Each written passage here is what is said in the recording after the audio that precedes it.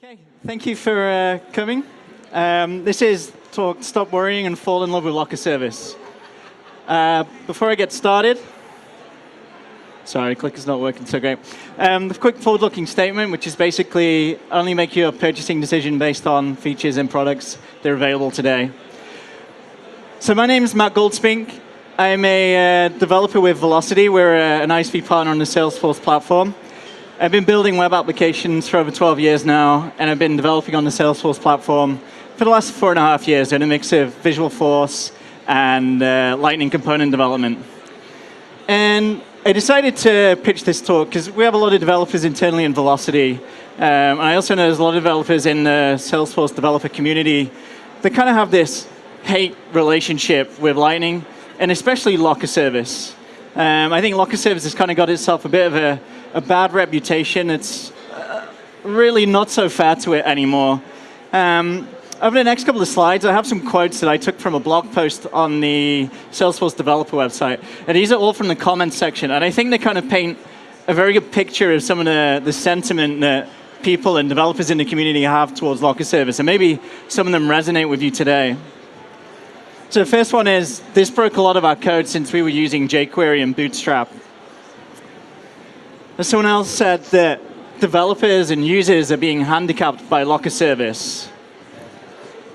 Even basic JavaScript concepts and core pieces of the language are being broken and or restricted by Locker Service. This one I kind of like because it's so strongly opinionated. You know, core concepts of JavaScript and the language are being broken. I don't think it's a fair picture, but you can kind of feel the sentiment behind it. And the last one is that many third-party libraries are not functional within Locker Service and have been used reliably in thousands of apps without issue. And I think this is one that I hear a lot of developers say and claim that, you know, we're trying to use this library and that library inside of Locker Service. It completely doesn't work. You guys have broken it. So the aim of my talk is to kind of bust some of the myths about these things today, give a couple of demos to show what statements are true and what statements are false here. But before I do that, I kind of want to take a step back and talk a little bit about where developers are coming from, especially people that make this kind of statement about Locker Service is just completely breaking everything. And we need to think about where these developers are coming from. So typically, if you're a web developer coming from outside the Salesforce ecosystem, you'll be used to writing web apps with complete control. So for example, you get to choose what JavaScript libraries you're going to use, whether it's React or Angular or Vue. You get to choose what web servers you're going to host your code on, whether that's Heroku, AWS, whether it's a Ruby on Rails or a Java servlet app. And you get to choose the database on the back end. These might not be an individual developer decision, but they're something that as a team or as a company, you guys kind of have control over. And to take an example, the Salesforce homepage. There's a group of developers in Salesforce who put together the navigation there. They decided, hey, we're going to have a sidebar. We're going to have this big header image. We're going to use some JavaScript libraries to do, say, the Contact Us button. And we're going to host it on whatever infrastructure we want. And if you take a look at the Alexa top 10, it's the same story. The developers inside of Google, Facebook, Amazon, Reddit, they all get to decide on the technologies and the platform they're hosting on. And it's a common thing. If you're starting your own web project, you get that decision making. So let's contrast that with Lightning development. In Lightning development, you're typically writing a component on a page with other people's components. So for example, here we have this customer story that we wrote in Velocity, but the other components on the page could be from any other developer in the ecosystem. We've got some Salesforce stuff for the record header, and we've got a few other like YouTube player from the App Exchange. We don't know who else has written code and components on that page. And these people could be in any company. They could be any skill set of developer. They may be good developers. They may be malicious developers. But it's completely different from that web development paradigm of we own everything. We're going to decide how we want to do the navigation. You don't have that choice when you're doing Lightning component development. So as a developer coming into Lightning, you kind of have to change your mindset. You've got to be a good citizen within this playground, this garden that everyone else is developing in. And you need to kind of be wary because some people might have written a component that may be doing some bad stuff from a development standpoint. So this leads on to why do we need Locker Service if we can write these components and put them in there? I kind of want to look at it, well, let's see what Lightning is like without Locker Service. And let's say we have a velocity mega component, and an Acme Core Roadrunner component. And they just have some basic HTML. We've got a header in each one and a section that has some data. And let's say the Acme guys want to add some CSS to style that header. The obvious way to do it with our Locker service is to just put an H1 with a color red. Now, obviously, that's also going to change the the velocity component as well, which is bad. If you take it a step further and they added more CSS styles, you could completely mess up the UX of other people's components and the behavior and functionality just with CSS.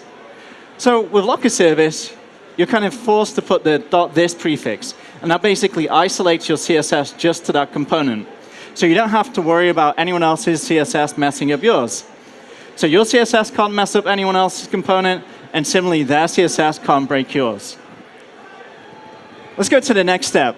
Let's say that we have an input inside of our component that has some kind of secure data. You know, the user types in something secret, maybe it's some account details, maybe it's a password, and that just needs to go to Salesforce only. Now, the Acme Core guys with our Locker service could write some completely valid code on the other side here. They could get a hold of the document object, and they could ask for other inputs on the page of type password. If they were malicious people, they could then go and take that data and start siphoning it off to some server somewhere else. Obviously, that's not what we want. And so the way Locker service works is it basically sandboxes every component, and things like these document objects, the window object, these global objects are proxied, so that when you do a query select all, you can only get a hold of the elements within your component. So we're completely stopping other people from breaking that security model. So again, Locker service helps by isolating your DOM. Your DOM is sandboxed to just your component. And the browser APIs are proxied so that they can't leak out and get outside of that component to someone else's secure data. So with a little bit of background now, I'm going to go through some of the myths that I've seen people claiming about Locker service, and we're going to try and do a little bit of myth busting today. To aid with this, I've put together a GitHub project. This is just a Salesforce DX project that has some of the examples I'll show in it. You're welcome to clone it, to ship it to your own org. It just has the code, they're ready for you to take. So the first myth that I hear, I can't use jQuery. Does anyone believe that myth still? Or do most people know that they can now? Okay, most people I think know that they can. So you can use jQuery, and here's a super simple example that's in the project. Basically, the code there just attaches to the click handler to a selector, and then uses the animation APIs inside of jQuery. There's no iframes, nothing that's Lightning specific other than we're in a Lightning component, and I've loaded jQuery. After I load jQuery, I'm just calling some jQuery. After I've loaded my Lightning component in a jQuery library, I'm just calling jQuery code. I think in 2018, though, we should kind of question whether we even need jQuery, though. So, you know, if you're using jQuery in your apps today, you may want to revisit that. There's a lot of blogs. There's even a website, shouldyousejQuery.com, to kind of show you the alternatives. Most of the browsers support and are pretty consistent on the way they do the things that jQuery does. The next one I've heard a lot of people, especially developers inside of Velocity, I've heard say this a lot, is I can't use D3.js. D3.js, for people that aren't aware, is a really cool data visualization library. It's very powerful to produce really complex interactive data visualizations. Well, as you probably guessed, you absolutely can use it. And again, there's no iframes, there's no really specific Lightning code in this example. I've taken one of their examples from the site for a force-directed graph and just dumped it straight into Locker service, loaded D3, loaded that code inside of the component, and rendered it into my component. Again, no iframes, nothing special. And you can see, it works. We've got all the interactivity. We can drag and drop these nodes around. It moves, it animates perfectly. So D3 works perfectly inside of Locker service. The next one I hear a lot of is, well, we want to use React, or we want to use Angular, AngularJS, Vue, and things. This one is a little bit more of a controversial statement. But let's kick off first. So React. React works beautifully inside a Locker service. I took this. This is a project that my wife actually wrote. It's using Leaflet.js. It's calling out to the Foursquare API. And the only Locker-specific or Lightning-specific stuff I did was just to style the height so it's a little bit smaller to fit in. Other than that, I compiled it to the production version, loaded it into the page, and just attached it to the DOM. Nothing else. Again, Let me read it. There's no iframes or anything special here. You can absolutely use React. Now the more tricky one, Angular 2, 4, 5, 6, 7 if we're up to there yet. Unfortunately, it doesn't work. But we kind of have to think through, well, why is the reason for this? And the main reason is that there's this thing called the Zone.js polyfill. And Zone.js basically tries to replace a bunch of the global objects around XHRs, mutation observers, a few other things. And we have to go back to this kind of thought process. I'm writing a component, and it's living in a page with someone else's components, maybe 5 or 6 other people's components. Do I really want to change those global objects for everyone else on the page? They're not expecting it to do something different than the standard. So it kind of makes sense from that perspective that Zone.js can't override those objects and Locker Service locks it down, because we don't know if someone else is going to come in and load something that might break it. We don't know if people are expecting the behavior in a standard way. So Angular 2 doesn't work, unfortunately. Angular 1 does work, but there are some caveats. So the main caveat, as you can see, is that you can't use custom directive tags, but you can switch them to use attribute and class directives, and they will work perfectly inside of Locker Service. But I think we need to revisit this question that should you even use these guys inside of Locker Service and Lightning? So again, this is my personal view on this, and this is what I've been telling our developers internally. If it's a standalone component, you probably shouldn't.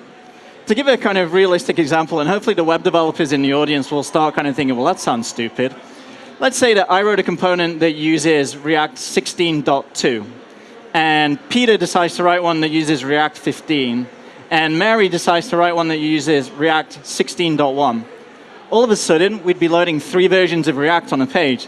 Now, hopefully, the kind of web developers who are into kind of optimization performance are like, God, no, please don't go there. So, there's reasons for not doing it as a standalone component. But on the flip side, as we saw, there's a single-page app with this React map. I think that's fair game to say, if you own that page, you're not going to load anything on it, then you should be able to use it. Now, as we saw, you can use React within Lightning itself, but you may just want to consider dropping down to a Lightning container component, especially if, for something like Angular where it doesn't work in Locker Service, a container component might be better for doing that kind of thing. Next up is a common one, again, that I've heard from a lot of developers is I can't access the DOM, things like inner HTML. Inner HTML is one that I've heard from a few people, actually. So, again, as you can probably guess, you absolutely can. And in particular, inner HTML does work. Now, the guys in the Locker Service team have published some API docs that actually show all of the different functions and methods and attributes that are available. You can go to this URL at the bottom there, and essentially shows which things work, which things have been proxied or changed in a different way. So those are the ones in orange. And typically, the difference there is that they couldn't clone or replicate the actual class that was being used. So attributes is a good one. You'll see it's not very clear on there. It says it's using named node map, but the Locker Service version, the secure document, uses just an object because they couldn't proxy and replace the same class hierarchy. The ones in red are these global APIs that are just locked down because they're unsafe. If you go and do something in that, you're going to get access to something outside of the scope of your component. This is one I really love to add because for a long time inside of Velocity, we've been wanting to do things like eval, to do simple expressions and things. Some genius inside of the Locker Service team, and I have to give huge credit to whoever this is because I thought this would never happen, added this support in the Summer 18 release. So you can finally do eval and create new functions safely inside of Locker Service, which is really cool. A good use case for people who are thinking, why is this good? There's a lot of templating libraries, things like Handlebars, Mustache, Lodash, have their own templating libraries. A lot of them do things like creating new functions dynamically. The fact that you can do this, and this is kind of what blows my mind a little bit, the fact that you can do this while keeping CSP protection on and the rest of Locker Service protection there is really amazing, I think. So I have to give a big round of applause to whoever did that in the Locker Service team because that's fantastic. And finally, one of the more common things I still hear is that Locker Service stops you from following web development best practices. And while some people come at this from the approach of, we did XYZ when we were writing our off-platform application on Salesforce, we have to lock it down and all these weird things. I think we need to look at what that means inside of the Lightning development model. So one, strict mode is forced when you're writing your components. And I don't think anyone can argue that strict mode is a bad thing. A lot of people have been recommending doing strict mode outside of Salesforce for a long time. And so strict mode being forced upon you, it's probably a good thing. It's going to help you catch some really weird bugs early on in your development. The next thing that I think is really important is about component isolation. When you write Lightning components, you have to isolate your component completely. And if you look at the direction things like the open standards for web components are going, React, Angular, Vue, everyone is doing component-based development. The one thing that Locker Service has and Lightning has over all these things is it forces you to write pure web components or Lightning components that can't reach outside themselves. With the web component spec that we have on the screen, you can go and write anything that goes and grabs a hold of a parent node from something else, insert something into the body of the document, even if you don't own it. There's a lot of ways that you can break that development model when Lightning forces you into it. And I think that's a really good thing, especially for newer developers who might go and do some of those things to say, open a modal, they'll go and inject it into a body, we've seen people do. In Lightning, you just can't do that. Finally, from an ISV perspective, being able to walk into a new customer, potential customer, and them say, well, what's your security model? And we just say, well, we follow the Locker Service model. We have to follow what Salesforce says, well, Locker Service. They have independent security experts reviewing this all of the time. So our code is following those best practices. We're secured by CSP rules and everything else that Salesforce forces. If we were doing our own thing, we can't walk in there and say that. We have to go through, say, in Angular, using escaping modes to insert stuff in HTML and all these other things that we'd have to kind of prove to people. With this, it takes that question off the card in the sales process, and we can move on to other more interesting things. So it's a huge win as an ISV partner to walk into someone and just say, we're secure out of the box because Locker Service is taking care of that. So I want to kind of sum up by saying, please stop worrying about Locker Service if you have those pains and frustrations. Remember that when you're writing these components, you're not doing regular web development. You're a citizen on the page with all these other components, and you need to think about how you can write your component in a way that will work with all these other components. And make sure you follow those best practices for web development and component development. Most libraries, as we've seen, do work out of the box in Locker Service now. There was a period of time earlier on where things like D3 didn't work, but as of today, Locker Service is in a really great shape and lets a lot of things just work out of the box. And also, there's a lot of these standard DOM APIs that are available, and the ones that have been locked down are the ones that are actually insecure and would probably shoot you or someone else in the foot if someone else was able to use them in the same page as you. So with that, I hope I've kind of helped you fall a little bit more in love with Locker Service, seeing it from a different perspective of how it can benefit you. Before we wrap up, there's the Salesforce developer keynote on Thursday, just a reminder, at 1 p.m. Register to attend, the link's on the slide. And thank you for coming. I'm going to stick around at the end if people want to ask any questions and things for me. I'll just be down at the front. But thank you, and thank you Salesforce and Dreamforce for letting me speak today. Thank you.